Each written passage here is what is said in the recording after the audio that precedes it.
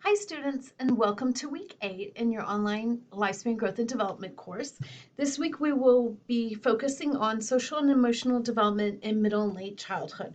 So same age range that we were in last week, but this week we'll take the focus on the social emotional parts of development. So let's take a look at what we have in this week's module. You have your access to your PowerPoint screens here.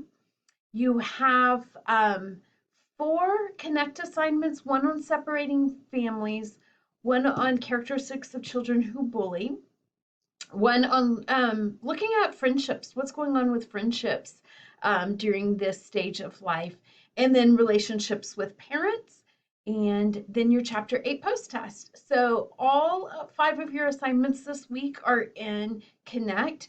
There are no writing assignments for this week.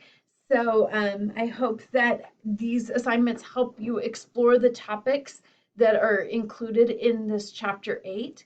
And we're at the midpoint, week 8 of a 16-week course. So congratulations for making it this far. And even better news is spring break is next week. So enjoy your week off next week. Stay safe, stay healthy, get rest, because when we come back, we will be on the downslide of the semester.